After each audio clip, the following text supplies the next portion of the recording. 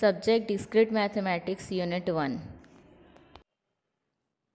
Good morning students. आज की class में हम पढ़ेंगे अलजेब्रा प्रीपोजिशन, जिसमें आपको कुछ लॉस पढ़ने हैं, वो मैं आपको समझाते जाती हूँ। ठीक है, ये जो है लॉजिकल कनेक्टिव्स के लॉस हैं। ठीक है, ये वो कौन कौन से लॉ को फॉलो करता है। देखिए, सबसे पहला है आपका आइडेंटिटी लॉ। ठीक है, जिसको हम हिंदी में क्या कहते हैं, वर्गसम नियम। इसमें दो नियम होते हैं। पहला क्या कह रहे हैं कि अगर एक ही स्टेटमेंट, मतलब जैसे पी और पी लिखा है ना, तो एक ही स्टेटमेंट का आपस में क्या करोगे, कंजक्शन करोगे तो उसी स्टेटमेंट के इक्वल आता है।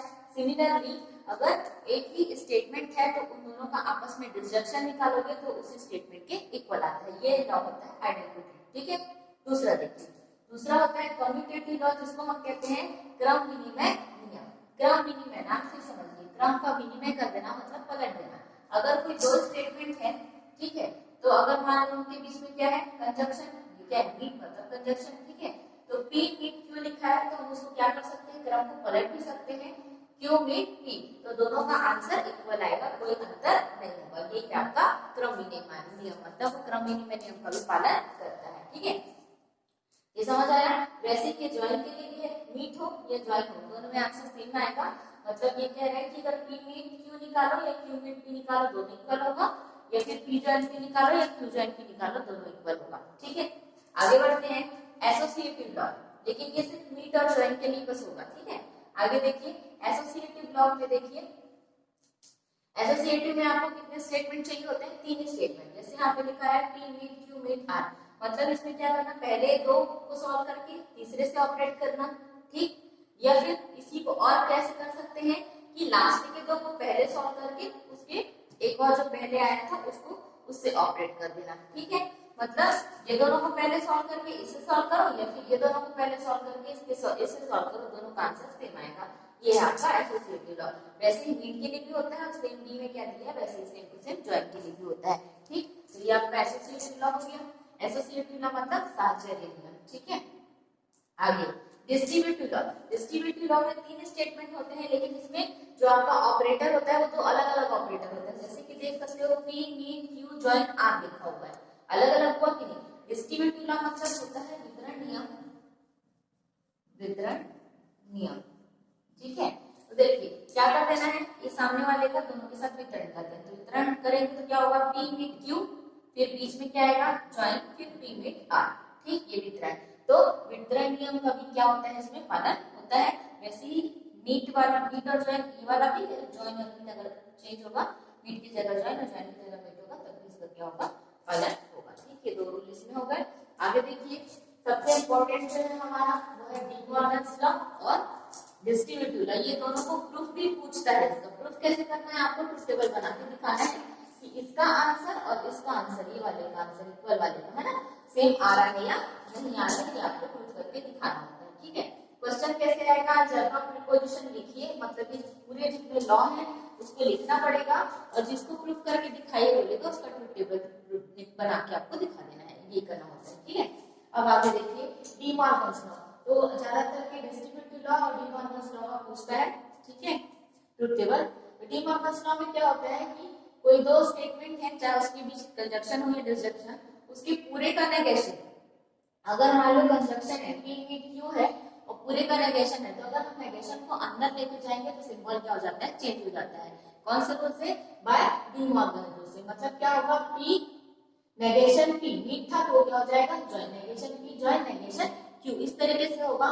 वैसे ही अगर ज्वाइन है तो क्या हो जाएगा, अगर नेगेशन को अंदर लोगे तो ज्वाइन क्या हो जाएगा, मीट में चेंज हो जाएगा। क्या हो जाएगा, negation P meet negation Q, इस तरीके से। पी कहलाता है आपका डी मॉर्गन्स लॉ। ठीक है, आगे आते हैं आइडेंटिटी लॉ, तत्सम नियम। ठीक है, इसमें क्या कह रहा है, पहला, इसमें चार है कि पहला अगर पी को मीट कराओगे पाई से, पाई मतलब मैंने आपको बताया था पाई और थीटा का मतलब, पाई मतलब होता है टोटोलॉजी, टोटोलॉजी मतलब ट्रू ट्रू वाला, और थीटा मतलब फॉल्स फॉल्स वाला। ठीक है, तो अगर पी को ट्रू से आप उसका कंजक्शन निकालोगे तो पी के इक्वल आएगा। ठीक, दूसरा पी का अगर डिसजंक्शन निकालोगे किससे, ट्रू वाले से, मतलब टोटोलॉजी से, तो किसके इक्वल आता है, टोटोलॉजी के इक्वल आता है। ठीक है, उसके बाद आगे है आपका सी।